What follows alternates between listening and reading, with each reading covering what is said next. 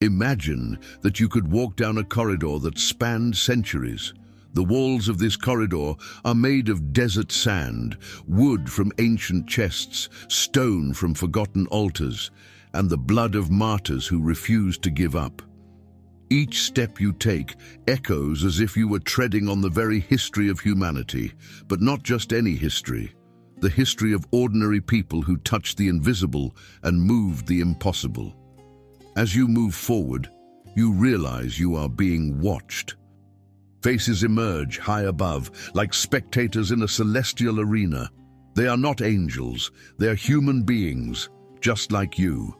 Men and women who carried doubts, wounds, fears, limitations, but who chose to believe even when the whole world said it wasn't worth it.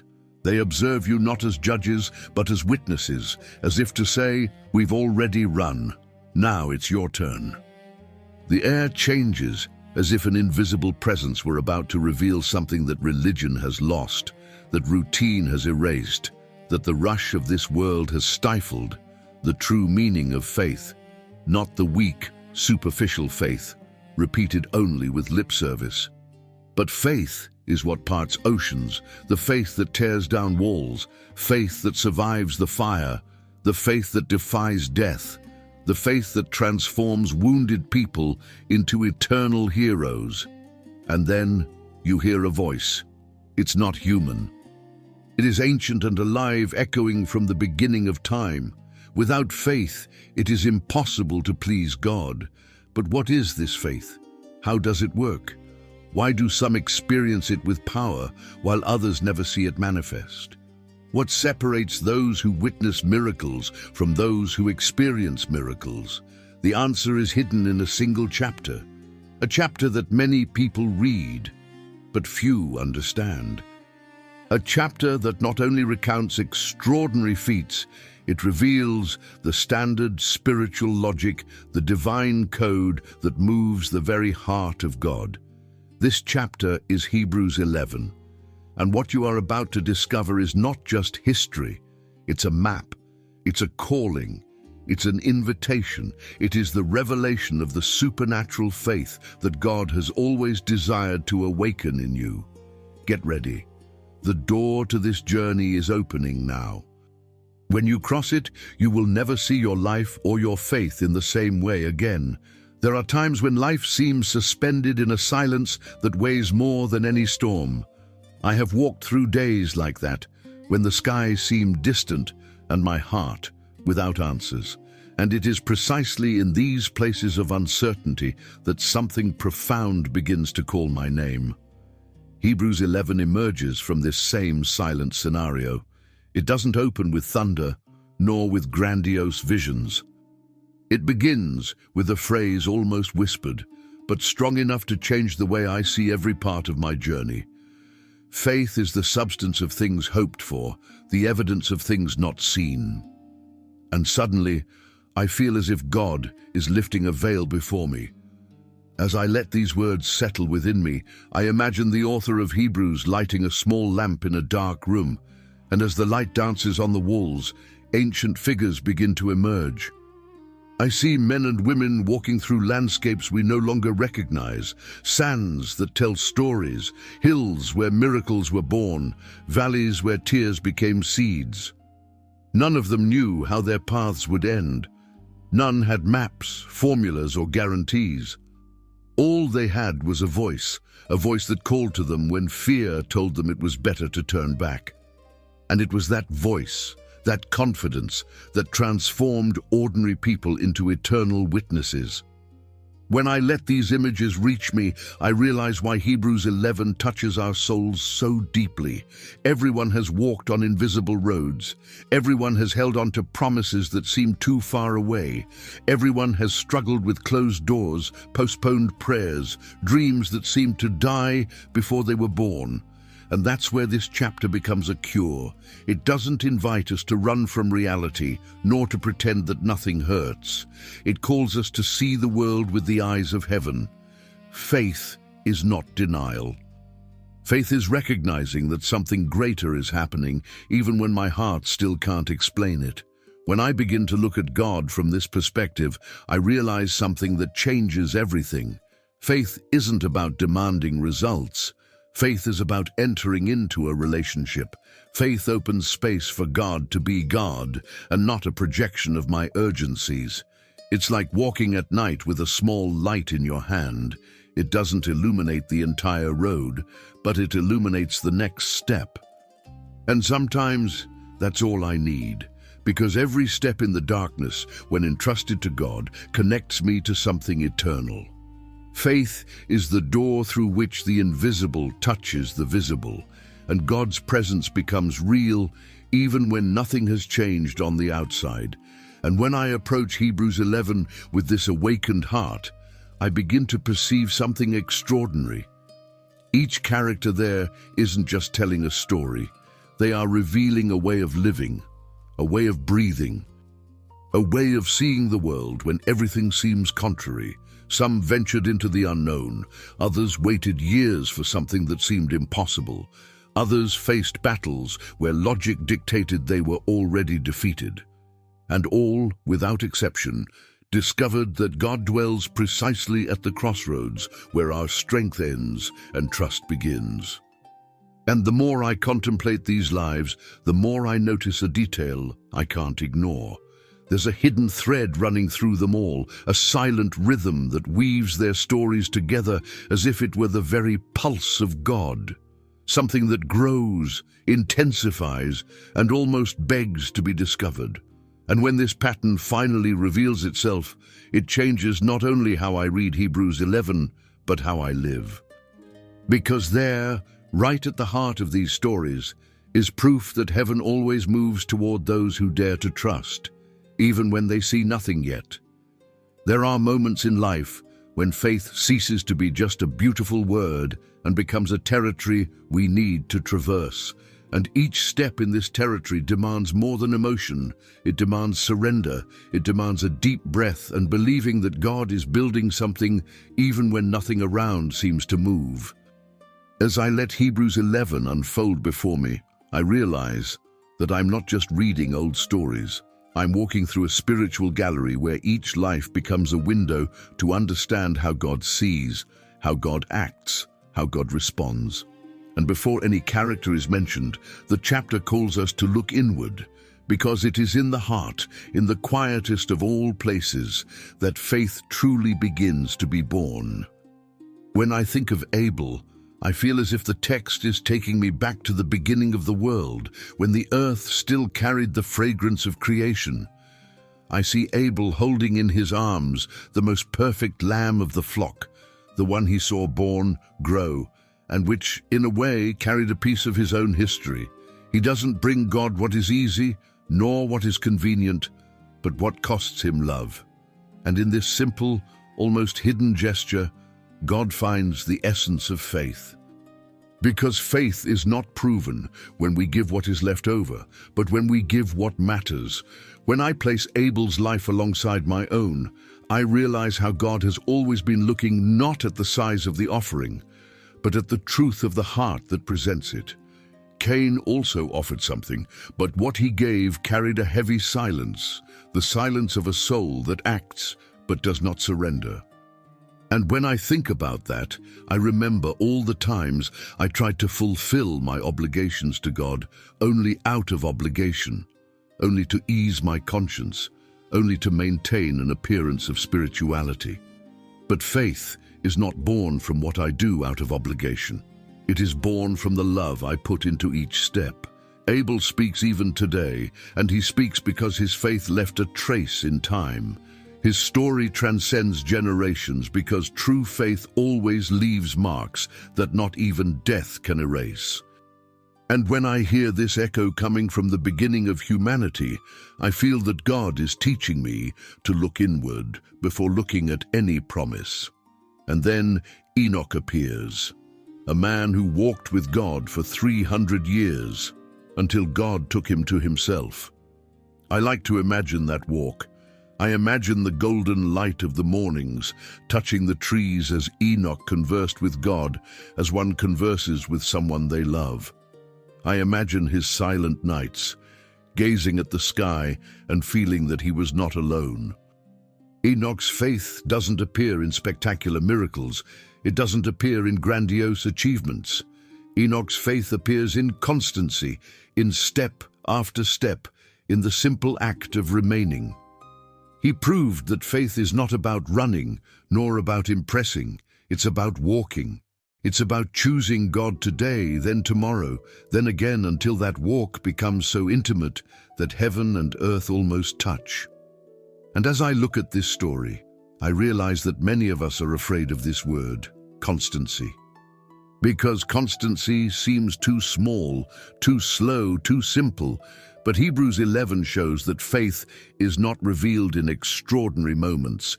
It is revealed in the repetition of small steps. Every morning that Enoch chose God instead of himself, every night that he opened his heart to listen, every day that he allowed himself to walk side by side with the invisible, all of this built an altar within him. And that is what Hebrews 11 begins to teach me. Faith is not about the size of the miracle, but about the space I leave in my heart for God to dwell. And the more that space grows, the more the invisible begins to speak louder than the world. And when I bring Abel and Enoch together within myself, I realize there's a hidden pattern being woven by the author of Hebrews. Abel shows the faith that surrenders. Enoch shows the faith that walks. Together, they reveal something profound. True faith is inner movement. It's allowing God to transform intentions, desires, rhythms, perspectives. It's letting heaven touch the earth within me before touching any circumstance around me. And the more I meditate on these lives, the more I feel that something greater is about to be revealed, something that Hebrews 11 hides between the lines, waiting for the right moment to shine with all its strength. There's a moment in the journey of faith when God not only touches our hearts, but begins to move our hands. A moment when heaven calls us to build something that doesn't yet exist on earth. And every time I think about this, I remember Noah, not as the distant character who often appears in children's books, but as a real man, breathing the same air of uncertainty that you and I breathe. Noah appears in Hebrews 11 not just as someone who built an ark, but as someone who dared to believe in a word that made no sense to anyone except God himself. And that's where faith begins to take shape, when it's not limited to what we understand, but extends to what God knows. I imagine Noah waking before sunrise, perhaps still sleepy, perhaps with a heavy heart, trying to understand how he could begin a project that had never been undertaken before. The morning mist slowly rises from the ground as he first touches the wood that would become his ark. Around him, neighbors gather, observe, whisper, laugh. Because until then, no one had ever seen enough rain to flood anything beyond a piece of land. And God's warning, that warning that burned in Noah's chest, seemed to others like mere delusion. But Noah was not moved by human logic. He was moved by the profound trust that God was showing him something that his eyes could not yet see. Faith is this, beginning to build in the present, something that will only make sense in the future. And as Noah raises each plank, hammers each nail, adjusts each detail, I realize that the ark is not just a boat. The ark is the materialization of faith. It is proof that Noah believed more in the voice of God than in the opinion of the crowd. It is a demonstration that sometimes God calls us to do things that seem absurd, exaggerated, unnecessary, or impractical. And in those moments, the world may look at us as it looked at Noah, with disdain, with mockery, with disbelief. But faith always carries an element of madness in the eyes of logic. Because faith sees the beginning of something that others will only recognize when it is too late. And that is the most challenging part, obeying before understanding. Noah worked for years in which nothing changed in the sky, years in which not a single drop of rain confirmed the promise, years in which the entire environment seemed to deny the word God had spoken. And yet he continued, and it is in this silent perseverance that I find the deepest point of his story, because it is not difficult to obey God when everything confirms what he has said.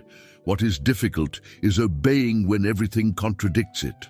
What is difficult is continuing when the answer doesn't come, when time drags on, when the sky seems closed. Faith is not just starting, faith is continuing when starting is no longer exciting. Noah reveals that true faith is not measured by intensity, but by consistency. It is in the repeated, constant, stubbornly faithful step that faith proves it was born of God. And then comes the day when God begins to move the heavens. Clouds form, the wind changes, the atmosphere announces something no one was prepared to see. I imagine the first raindrops falling on the skin of people who had never felt anything like it before. The shock, the confusion, the haste, the fear. Suddenly, what seemed like madness becomes reality. The door of the ark closes, not by Noah's hands, but by God's. And when the waters begin to rise, the whole world realizes too late that faith was not insanity. It was vision, it was truth, it was protection. And Noah not only survived, he became the dividing line between a generation that laughed at faith and a generation that was born because of it. And when I let this story settle within me, I realized that Hebrews 11 shows such a clear spiritual progression that I can almost feel the author building a bridge. Abel shows us the faith that surrenders, Enoch the faith that walks, and Noah the faith that builds, the faith that transforms God's voice into movement, the faith that erects structures that don't yet exist in reality, but already exist in God's heart. And I feel deeply that this is a message for me and for you. Sometimes God is asking us to build something that no one understands, a dream, a ministry, a decision, a change, a renunciation, an obedience. And like Noah, perhaps the world doesn't see the value in it now, but faith always sees it first. And when God's time comes, everything that seemed meaningless reveals itself as the most necessary work of our history. There are times when God calls us to leave where we are even before revealing where we are going. And whenever I think about this, I remember Abraham, not as the distant patriarch, but as a man who woke up one day and heard God ask for something that would change everything. I imagine the dawn gently touching the tents, the sound of the animals awakening, the smell of the warming earth. And in the midst of this ordinary daily life, God speaks. Leave your country, your people, and your father's household, and go to the land I will show you. There is no map, no details, no guarantees, just a voice. And in that voice, Abraham finds more security than he would find in any human certainty. Sometimes I wonder how he must have explained this to others. How does one look at family, at servants, at those who depend on you and say, "We are going," and when asked, "Where to?" he could only answer, "I don't know yet." And that's where I realized the depth of Abraham's faith. His faith wasn't based on the geography of the promise, but on the character of the one who promised. He didn't need to see the land. He only needed to know that God was leading. It is this kind of faith that challenges us, because it doesn't rely on visible results, but on a relationship. It doesn't seek explanations, it seeks presence. And when God's presence becomes sufficient, the journey becomes possible, even when the destination remains hidden. I imagine the first step, that instant when Abraham lifts a stake from the ground, folds a tent, places it on the camel, and realizes that he is not just changing location, he is crossing a spiritual frontier. Every act of obedience has this weight. When we let go of what we know, we give space for God to take us beyond where we would never dare to go. And the more I think about it, the more I realize how Abraham represents the courage to leave behind not only places, but old versions of ourselves. His faith inaugurates a journey where the destination is not just a physical territory, but an inner transformation that only reveals itself along the way. And then I find myself reflecting on how many times God calls us exactly like that, without warnings, without details, without explanations. He touches something inside us and whispers, "It's time." And everything around us seems to resist. The fear of the unknown, the voices that ask for security, the ties that bind us to what has already passed. But Abraham's faith reminds me that obedience always opens doors that logic could never open. There are blessings that we only find after renunciation. There are promises that only blossom after displacement. There are spiritual territories that only reveal themselves as we walk. And that is why God doesn't show everything beforehand.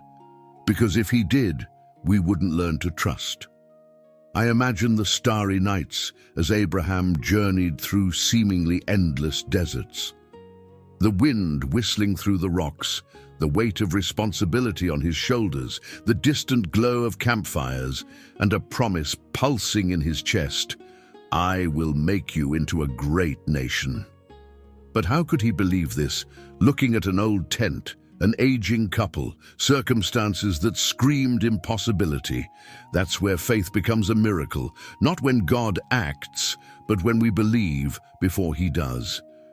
Abraham didn't see the promise fulfilled immediately, but he saw God reveal Himself in the process.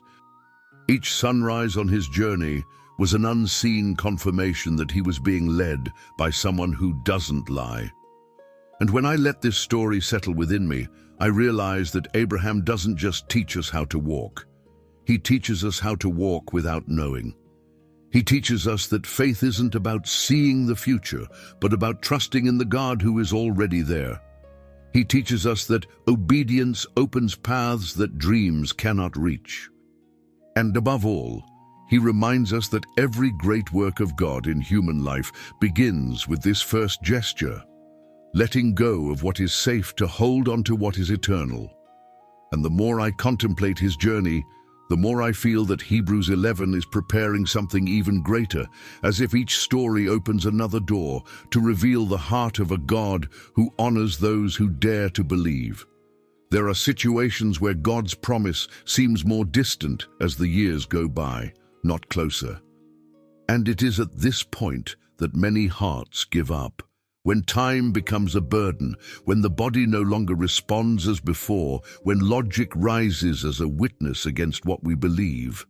Whenever I read about Sarah in Hebrews 11, I feel this silent pain, the pain of someone who waited so long that they almost stopped waiting. I imagine her long nights, the sound of the wind whipping against the tent, her gaze lost in some old memory. And within her, an emptiness that no one saw, the emptiness left by a promise that seemed to have failed. But it is precisely in this territory, where hope seems to die, that God often decides to resurrect something. I see Sarah walking through the tent on one of those ordinary days, perhaps with the weight of age on her shoulders and that feeling of having been left behind by time. Abraham receives the mysterious visit of the three men, and the promise returns to the scene like a lightning bolt, breaking the silence. She hears, behind the fabric curtain, that she will have a son the following year, and her first response is not a prayer of gratitude but a laugh that mixes disbelief, pain, irony, and perhaps even self-protection. This laugh is too real to be ignored. It is the laugh of someone who has tried to believe and has grown weary. It is the laugh of someone who has carried hope for years and has not had the strength to carry it again. And that is precisely why Hebrews 11 mentions Sarah, not because her faith was perfect, but because she learned to trust despite the cracks. Sarah's faith wasn't born at the moment of the promise, it was born in the recognition of the one who promised. The text says that she considered him faithful who had made the promise. This is where the miracle happens, even before her womb bore life, because there is a difference between believing in the promise and believing in God's character. The promise may seem impossible, but God's character remains immutable. When Sarah shifts her trust from the circumstance to divine faithfulness, something changes within her, and this inner change is as powerful as the birth of a child in an aging body. Her faith teaches us that miracles begin within, long before they manifest outwardly. Sarah's womb became a symbol, but her heart became an altar. I imagine the day she finally held Isaac in her arms. The laughter that was once disbelief transforms into laughter of joy. And this detail is precious. God not only fulfills the promise, He redeems the laughter. He restores meaning to the place where there was once pain. He transforms the memory of failure into a remembrance of faithfulness. And as I observe this scene, I feel God reminding me of something important.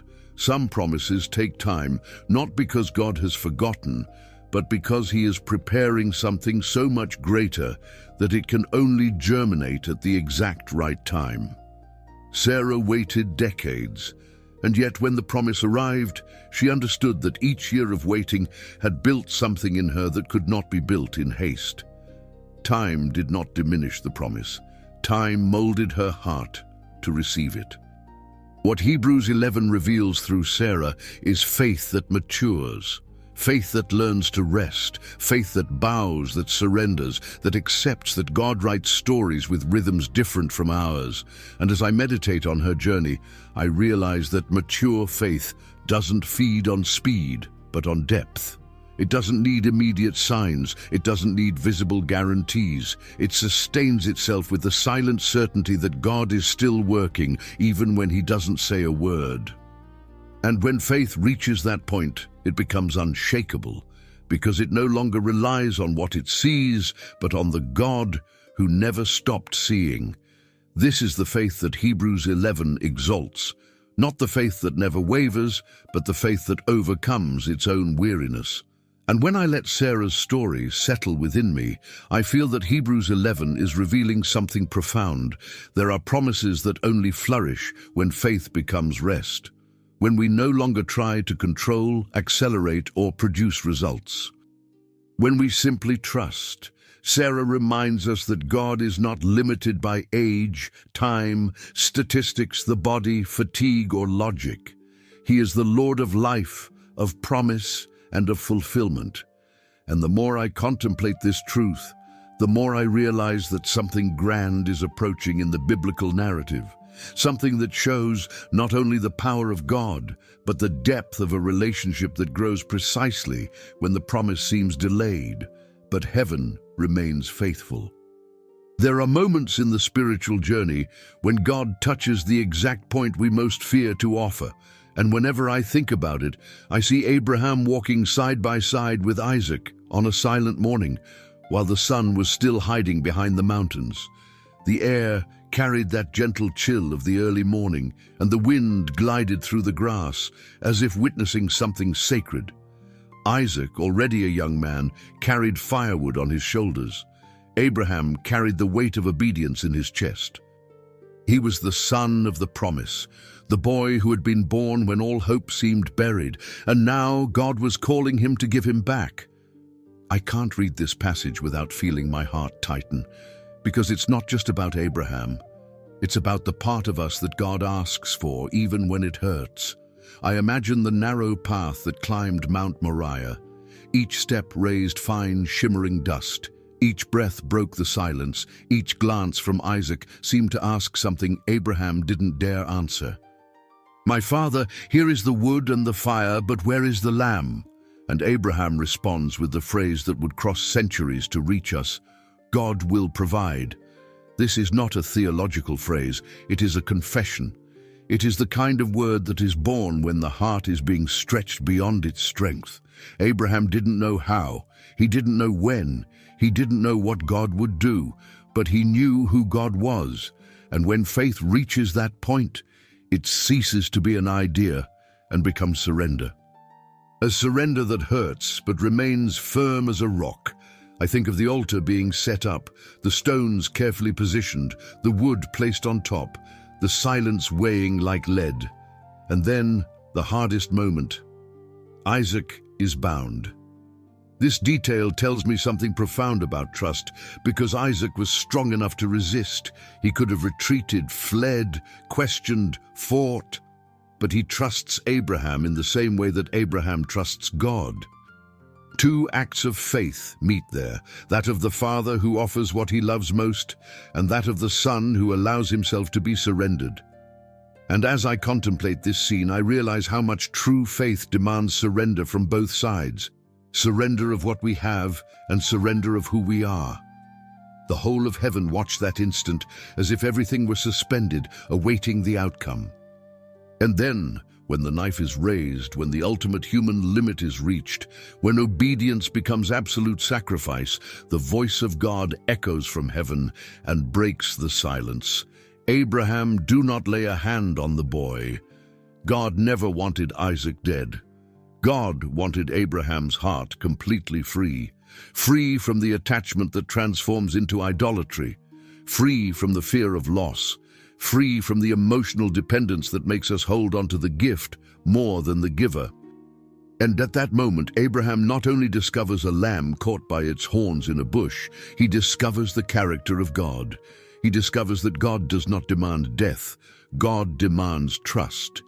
He discovers that obedience is always a door to revelation.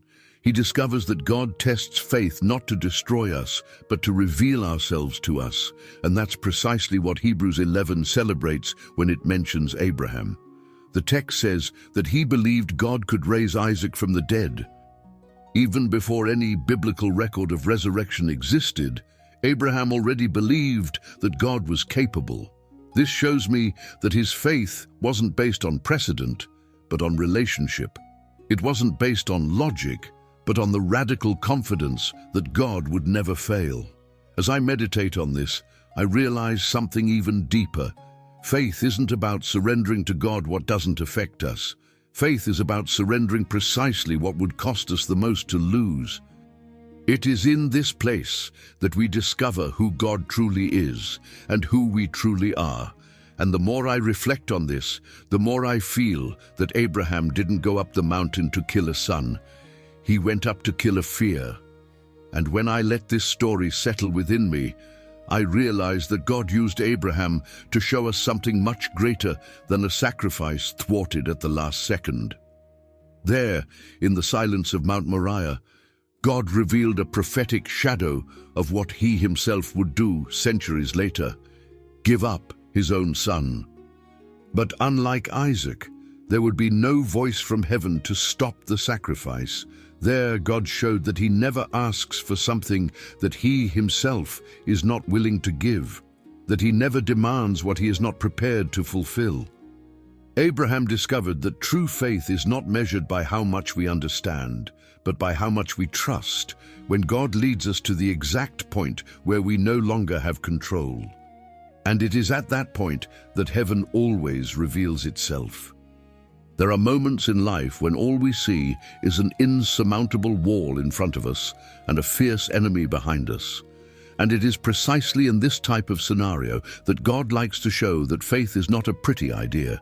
It is a weapon that opens paths where logic only sees impossibility.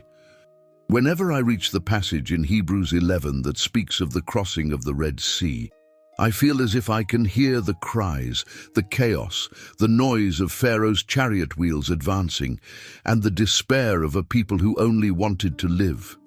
I imagine the sand trembling under their feet, their hearts pounding, the fear increasing as the dust raised by the horses approached.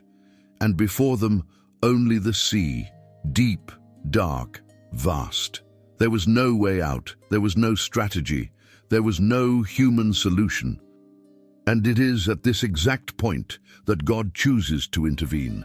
I see Moses standing before that seemingly still sea.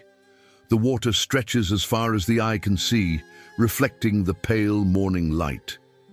Behind him, millions of people look in his direction, seeking hope, seeking direction, seeking an answer he doesn't yet have. But he has something that surpasses answers. He has the voice of God, a voice that tells him to raise his staff and move forward. This moment always touches me deeply because Moses doesn't part the sea with his hands. He parts it with his obedience. The miracle doesn't begin when the waters divide, but when Moses decides to trust in something that hasn't yet happened. And as he raises his staff, the wind of God begins to blow, preparing a path where there wasn't even a trace of possibility.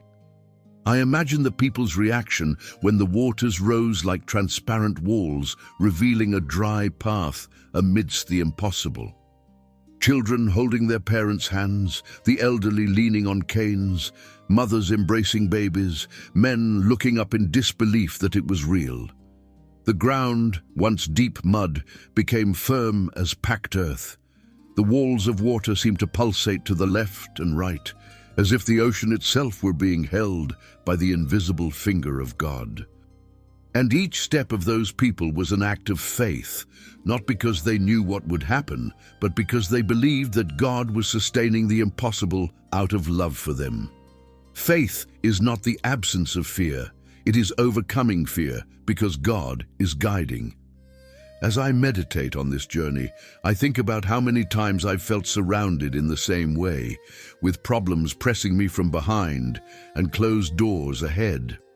Moments when my heart almost gave up because I couldn't see a way out. And then I remember God doesn't need ready-made paths. He creates paths. He carves possibilities within the impossible. The sea didn't part because the people were strong. It parted because God was present. The crossing only happened because someone decided to believe in what they couldn't see. It is this faith that Hebrews 11 highlights, a faith that takes the first step on dry land, even when all that is seen is water. A faith that walks between walls of miracles while fear still tries to scream. And then comes the most intense moment in the story, when the people cross over, but Pharaoh's army decides to follow the same path. Human logic would say that if God opened a path for one, he would open one for another. But God does not open paths for oppressors. He does not sustain miracles for those who run with the intention of destroying. The same road that was salvation for Israel becomes a grave for Egypt.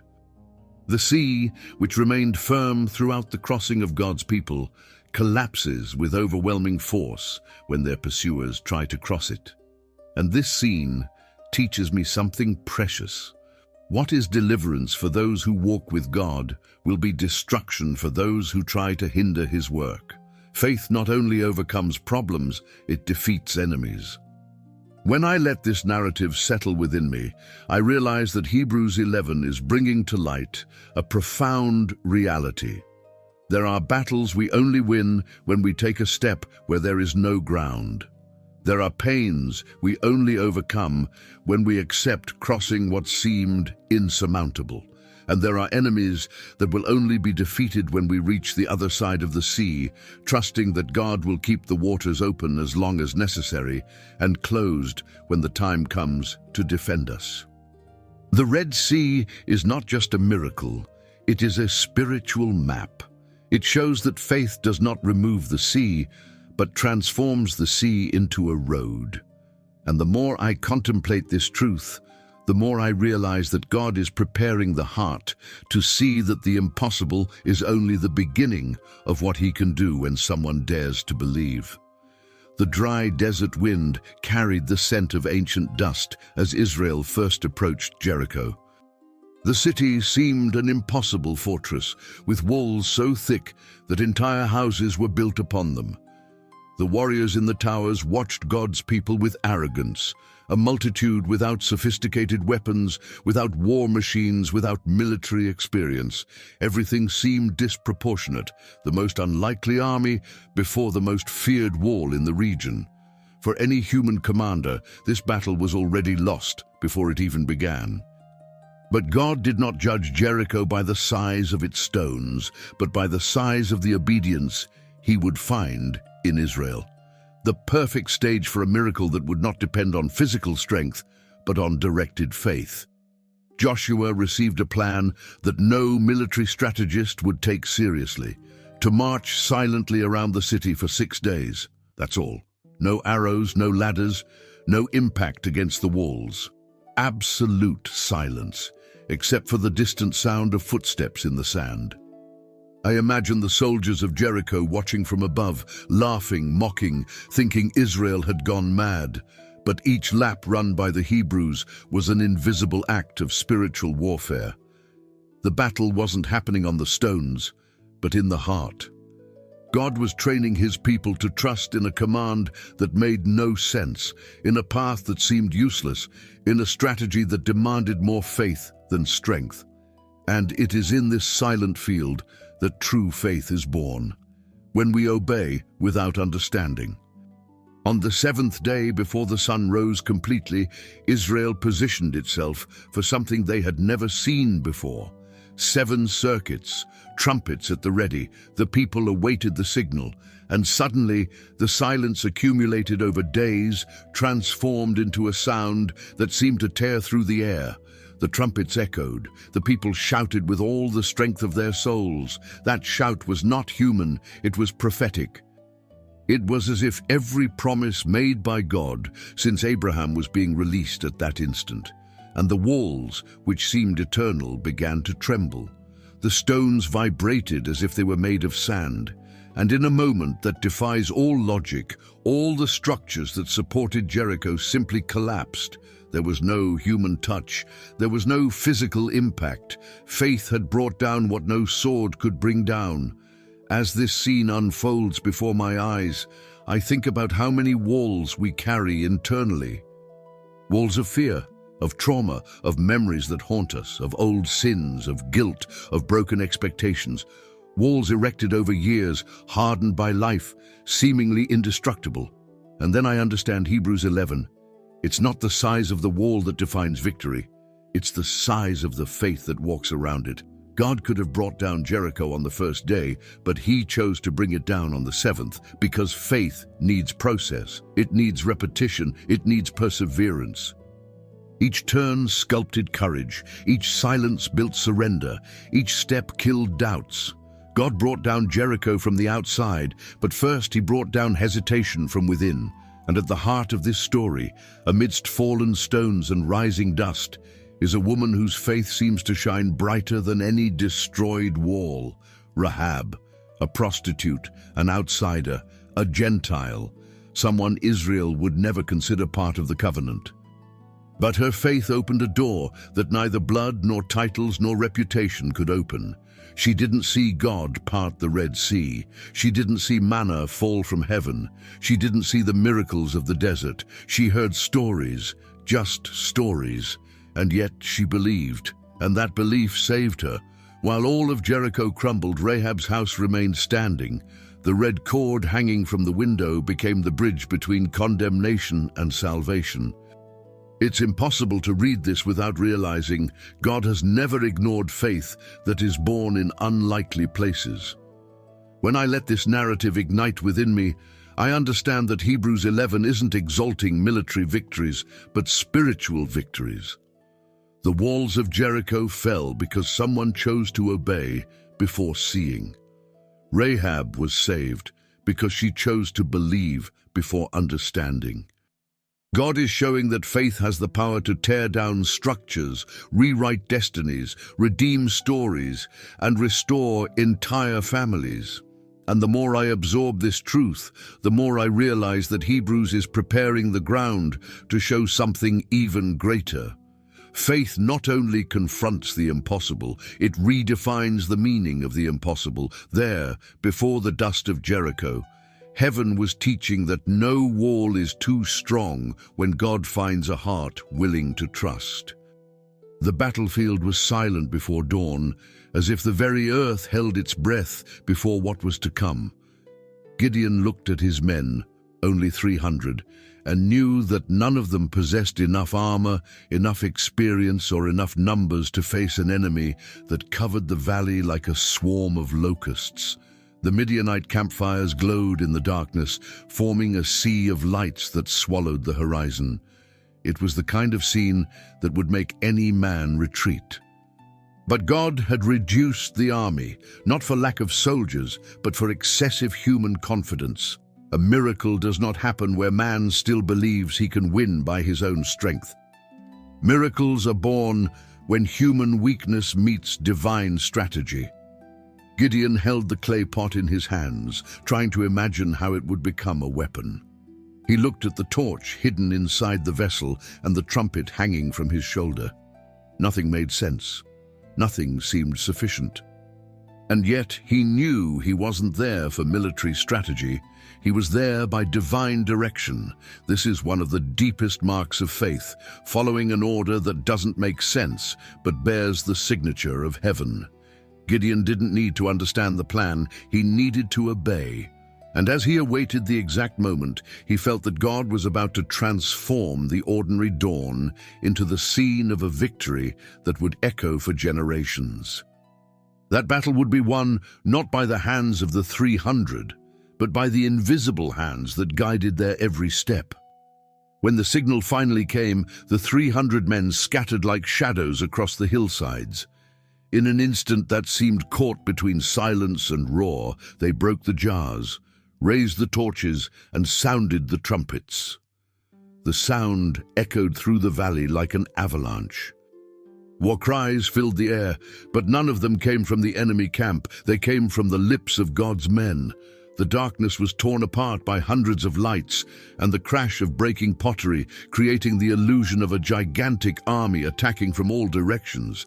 And what happened next cannot be explained by logic. The Midianite army panicked, confused allies with enemies, and began to fight against itself. God had used noise, light, and inner terror to transform the strong into the weak, and the weak into the victorious. As I observe this scene through the eyes of faith, I understand why Hebrews 11 mentions Gideon among the spiritual giants. His victory proves not only that God grants power, it proves that God redefines power. In that valley, God showed that strength is not in numbers, experience, or weapons. It is in dependence. Sometimes God reduces our army to increase our confidence. He diminishes resources to increase faith. He dismantles our security to rebuild it on foundations that cannot be shaken. Gideon learned that morning that faith does not win despite weakness. It wins through weakness, because weakness opens space for God to show who truly fights for us. But Hebrews 11 doesn't just mention Gideon, it mentions Barak, Samson, and Jephthah, each with stories marked by improbable victories and profound imperfections. Barak, who needed Deborah's courage to move forward, Samson, who used his strength impulsively until pain led him to repentance, Jephthah, who won battles but stumbled over his own rash vow, and yet they are all there, side by side, honored as heroes of faith. This shows me something that transforms my understanding. God doesn't write the list in Hebrews 11 with human perfection, but with human confidence. He doesn't celebrate flawless lives. He celebrates lives that sought him, even with wounds, flaws, and weaknesses. Faith doesn't demand a clean record. It demands a directed heart. And when I let this chapter rest within me, I realize that Gideon and the others are not just examples of extraordinary victories. They are reminders that God loves to work in scenarios where man has already given up. He acts where logic ends. He steps in when strength ends. He transforms the unlikely into instruments, the small into giants, the fragile into pillars. Hebrews 11 is building a powerful truth. Faith never depends on our ability. It depends on our surrender. And the more I contemplate this revelation, the more I realize that the next step in the biblical journey will lead us to stories of those who sacrificed everything, not to achieve earthly victories, but to prove that faith remains alive even in the face of death.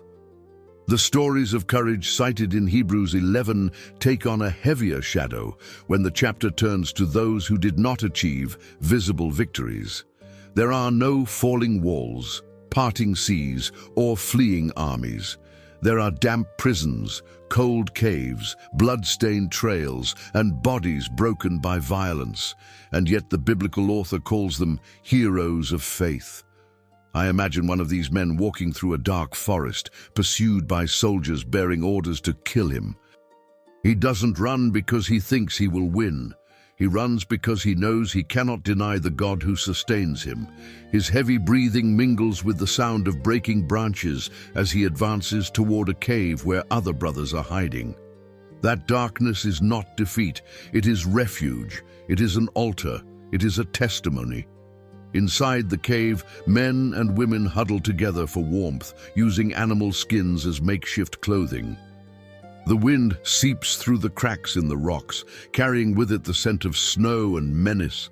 They have been driven from their homes, stripped of their possessions, erased from society, as if the world wished they had never existed. And it is in this scene of abandonment that I see the hidden beauty of faith. It does not depend on applause, pulpits, or recognition. It grows in silence, in tears, in nights that are too long and days that are too short. Some there have lost children. Others have seen parents led to their deaths. All carry wounds, visible and invisible, but none of them wishes to exchange this pain for the denial of Christ. That is faith. A faith that does not trade eternity for temporary comfort. In another scene, a man is dragged into a public square. People gather around, curious, some indifferent, others thirsting for violence. He's accused of blasphemy simply for refusing to worship an idol. The soldiers offer him an easy way out, just a word of renunciation, a symbolic gesture, a nod to the pagan god. Nothing complicated, nothing that required a change of life, just an external act. But the man remains firm. His eyes, even tired, shine with something that transcends fear. He understands something his persecutors do not. Their suffering is short, but his reward is eternal. When the first stone hits his head, the entire sky seems to bow down to receive him. And in that instant, faith conquers the world. The vision of these martyrdoms always brings me to the heart of this chapter. Faith is not measured by visible results, but by invisible faithfulness.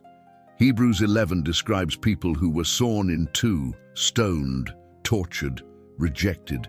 People who wandered through the desert like unwanted shadows, living in holes in the ground, feeding on what they found, hoping for what they did not see. The world looked at them with contempt, but God looked at them with honor. And when the text declares, "The world was not worthy of them," I feel a deep shiver, because it means that the reality of this world was not valuable enough to measure what these people represented in heaven. Their suffering did not diminish their value, it increased it.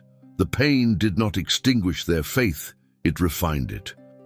I then think about the contrast between these lives and our own culture, where we seek immediate comfort, quick solutions, easy paths, and promises without cost. The heroes mentioned here, however, chose paths that bled, paths that demanded everything, paths that would never be approved by human advisors, but which were applauded by the celestial hosts. They understood that faith is not a coin to buy protection, but a covenant to remain faithful until the end. The faith that wins is not the one that avoids death, but the one that looks at death and declares, "You are not my end." And the more I meditate on this, the more I realize that these people are not exceptions. They are examples. They are not remembered for the pain they suffered, but for the glory they chose.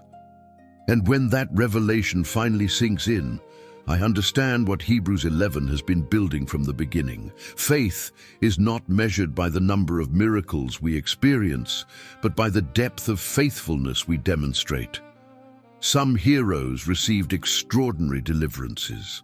Others received death as a crown. Some saw promises fulfilled. Others died without seeing anything. But all, absolutely all, were approved by God.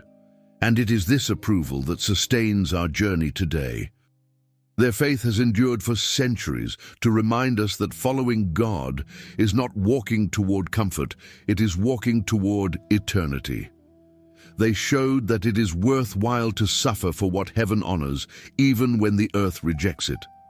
Because death did not conquer any of them, it only led them to the place where their faith always pointed. The story of faith takes on a new dimension when the author of Hebrews reveals that many of these men and women died without receiving in life what God had promised. Not because God failed, but because the promise was greater than their individual lives could contain. I imagine Abraham gazing at the starry sky in the last years of his life, trying to count again the stars that God used to symbolize his descendants. He already had Isaac, but he didn't see the multitude. He only saw the seed, not the harvest. And yet he died smiling, confident, knowing that what God had spoken did not end with his death. This fascinates me. Their faith was so great that it transcended time itself. They served a God who doesn't think in terms of one generation, but in terms of centuries. Moses, for his part, contemplated the promised land from the top of Mount Nebo. He smelled the earth, saw the green that contrasted with the 40 years in the desert, and perceived the promise so close he could almost touch it. But he did not enter. He did not set foot where he had dreamed of treading. He did not harvest the fruits he had hoped to harvest, and yet he died in peace. Moses' faith was not based on the territory, but on the God of the territory. He understood something profound. God's promise is not always fulfilled within the limits of our lives.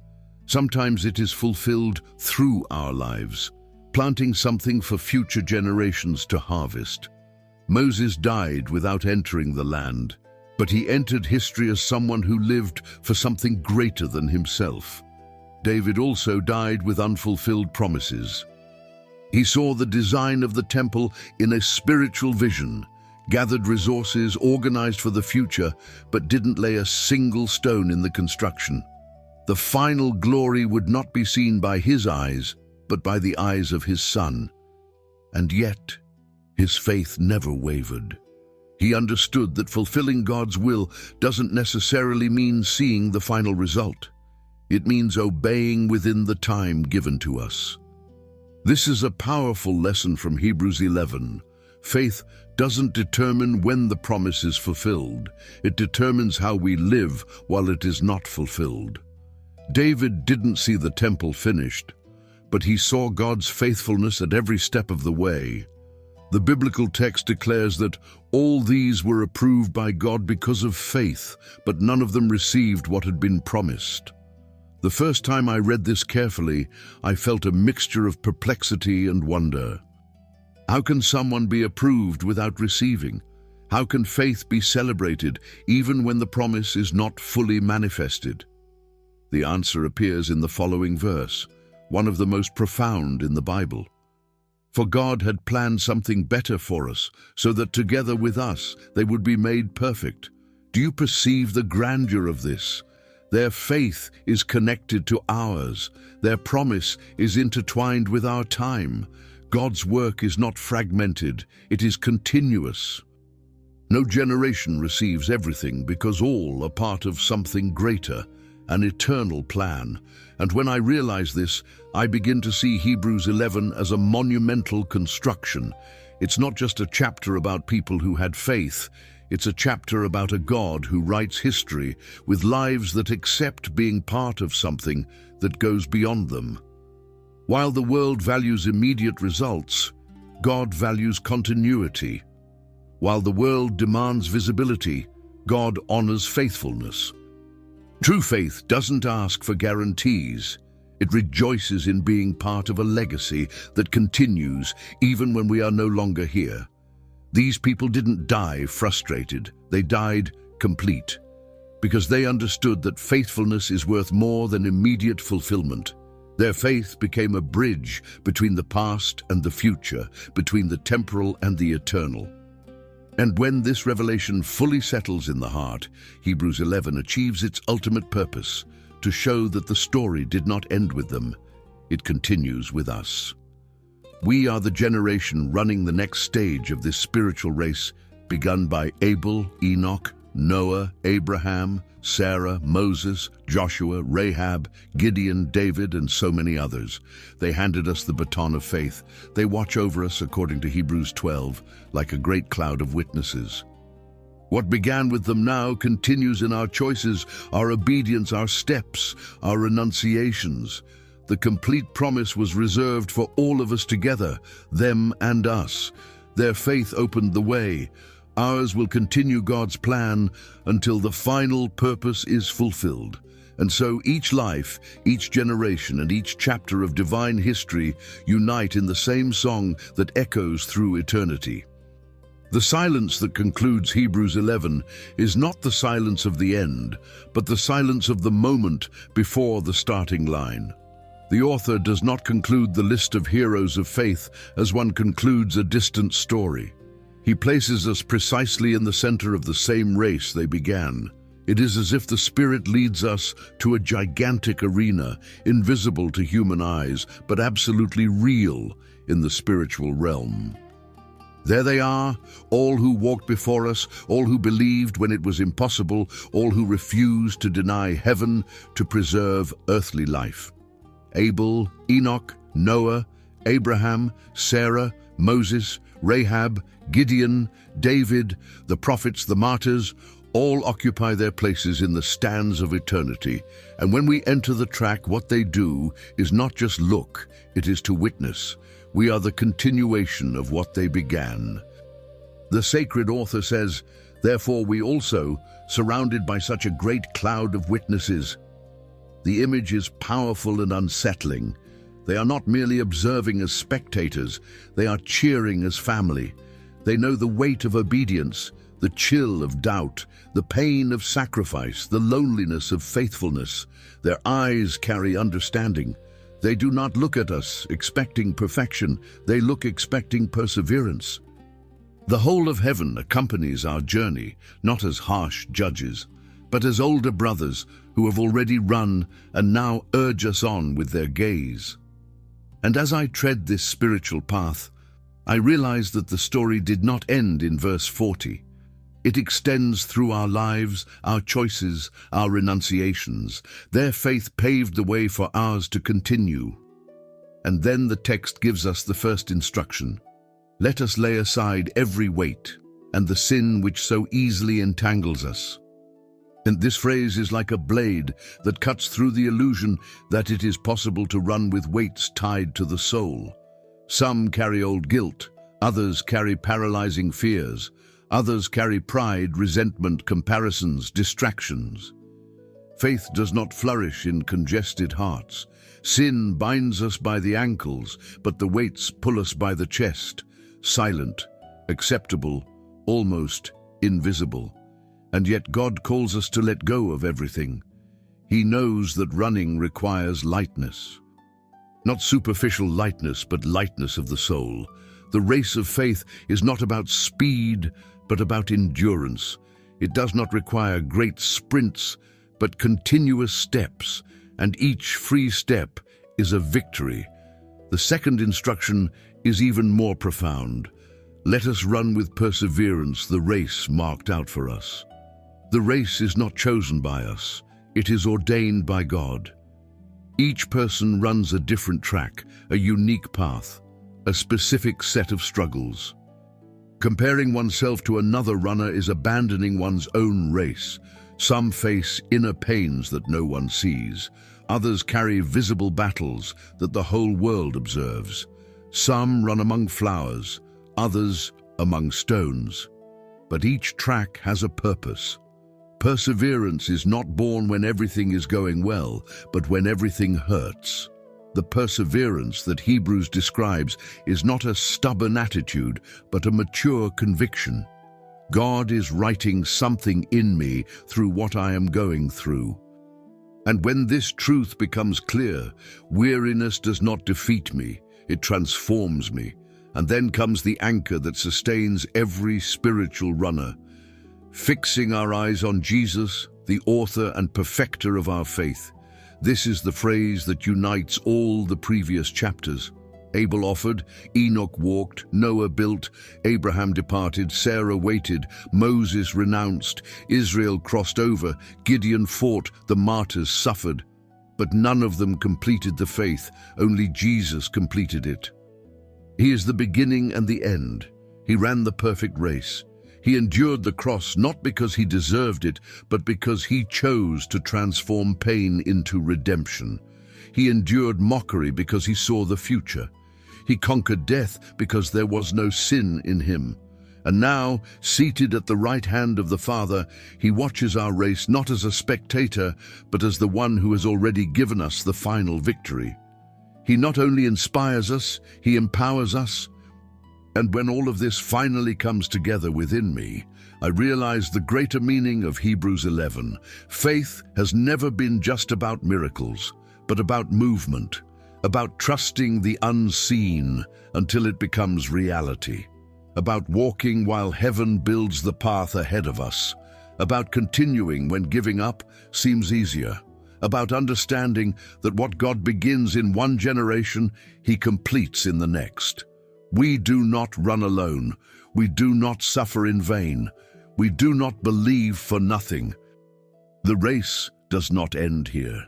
When the last step of our lives is taken, when the last breath of faith echoes, when the finish line is crossed, we will hear what every spiritual runner longs to hear. Well done, good and faithful servant. And in that instant, we will know that every tear was worth eternity. The lights slowly dim, and the scene from Hebrews 11 begins to fade like a grand stage after the final performance. But unlike human stories that end when the curtain falls, this story remains open, alive, pulsating. As I mentally observe the long line of men and women who crossed deserts, seas, bonfires, valleys of shadow and persecutions, I feel something silent happening within me, as if an invisible hand were placing my name alongside theirs, not as a hero, but as someone called to continue the story. And this is perhaps the greatest impact of Hebrews 11, revealing that faith never ends in the past. It traverses centuries and flows right here, where you are sitting now, breathing, thinking, listening to God's voice, calling you by name.